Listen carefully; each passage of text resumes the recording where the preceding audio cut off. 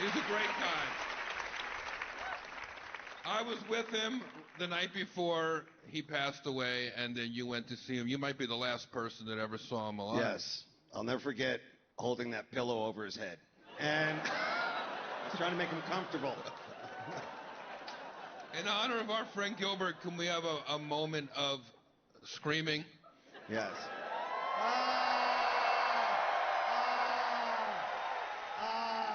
Thank you. I love you guys so much. Can we bring Bill out for a second and say hi? Bill out. Here he comes. What's up, gentlemen? Hi, Bill. Oh, I don't like standing in between the two of you guys. I feel like you're going to say something, make me hurt my feelings or something. Thanks for having us on your shitty show. It's awesome. Oh, well, they said we want to get some of the shittiest comics we could find, and I said I could get you 2 for 1.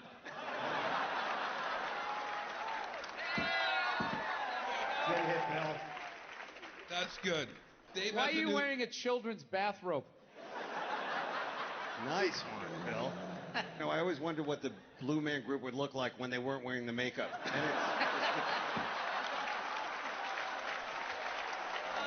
guilty as charged. I like it, Dave. Dave, I got to tell you, you're my favorite hoarder. Thank you. Nice to see you wore your clean jacket for this TV taping. Bill, and I can never thank you enough for letting me live in your car. I really, Dave's dressed for Wednesday and Thursday. Thank you. You look like that guy they interview on the news, and this guy was here to see it. Can you tell us what happened, sir? You guys... Bill Burr is such a great guy, such a great Jeff. comedian. Get off the stage. He is. One of the best. This guy is so New England, he's the color of clam chowder. Nice. Oh, that hurt. That one hurt. You got him good. But you know what? You look like you just got fished out of a lake. Jeff looks like Bill if he made way better choices. I'm good with that. Yes. I look like Bill Burp. I have the best job because I get to work with my favorite comedian. Thank you, Dave. Thank you for coming to L.A. Thank you for having me on your show. And thank you guys for being awesome. Bill Burr, thank you, bud. Bill. Thank you, bud. Mike, leaving me hanging on the 5. Muffin Mike, Jeff Ross, Dave Attell. 2 Jews without money. You don't see that a lot.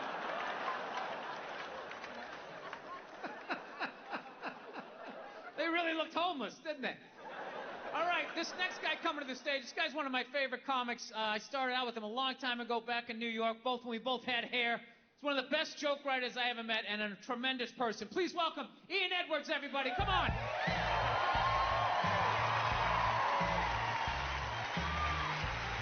What's up, everybody?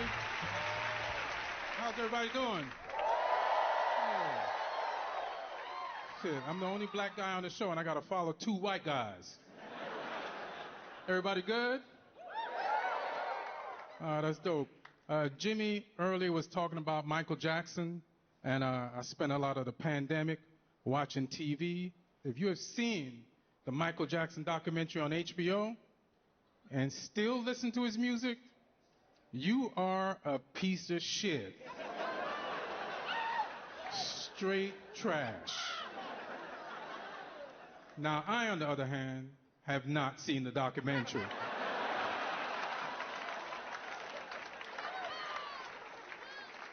So I can listen to his music guilt-free, you know what I'm saying? Y'all fucked up. I found a loophole. Michael Jackson for life, baby. Yeah. I even canceled my HBO subscription just so I don't stumble across that shit on accident. I'm sorry, y'all. I was raised on Michael Jackson, and I heard he ruined those kids' childhood. I ain't gonna watch that shit having ruined mine.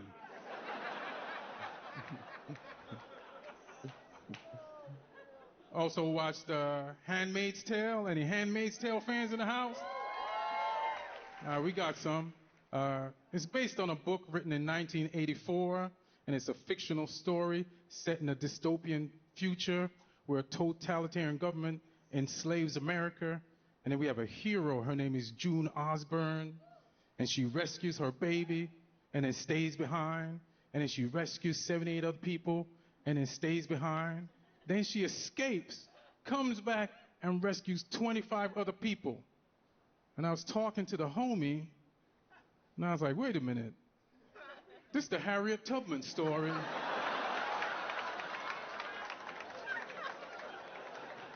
It's like the author moved slavery to the future and made white women the heroes. Which is fucked up.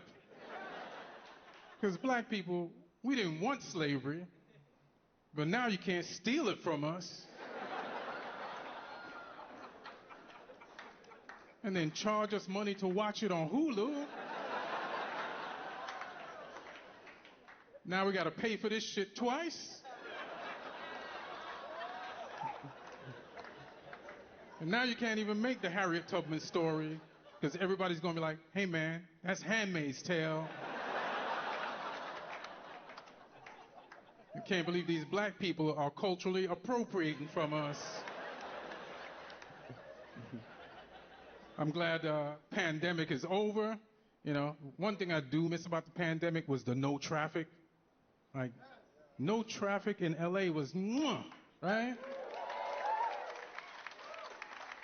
Right? I used to get in my car during the pandemic, and the homies be like, where you going? I'd be like, nowhere. I just want to see how long it really takes to get there. 2 minutes. Why the fuck did this shit used to take 5 days? But now traffic is back. Don't you all feel frustrated in traffic? Yeah? Am I the only person here that feels like murdering someone in traffic? All right, cool. That makes me comfortable enough to admit to y'all that regular traffic bugs me way more than sex trafficking.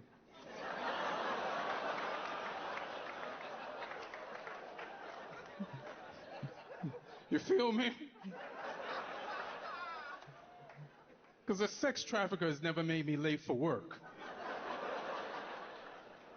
They actually got to be the best drivers on the road, because they can't afford to get into an accident or pulled over. So whenever you're driving and some dude is like, go ahead, cut in front of me, you're good, you're good. That's a vicious fucking animal right there. With 2 girls tied up in his trunk.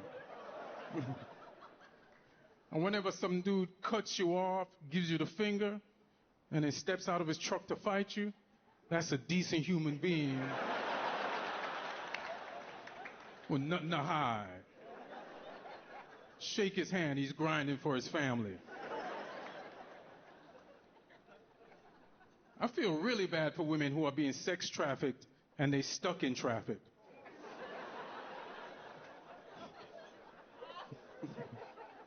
And I know it sounds cold-blooded, but I'm a dude. I don't have to worry about sex trafficking. I don't have any daughters. And my sisters are not in sex trafficking shape.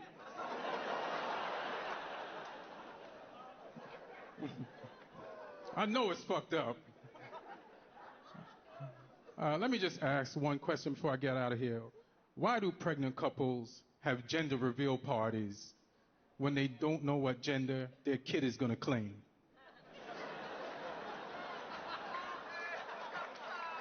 Right? Why don't they just wait a few birthdays and then let the kid tell them? And then they can have the party. You know, what if you're wrong? You're going to be wrong and burn down half of California?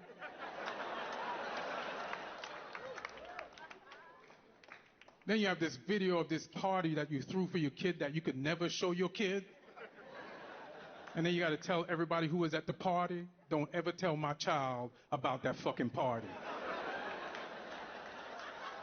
And you know the kid's going to find the video. And one day he's like, hey, y'all, get in here. What the fuck is this? That smoke ain't me.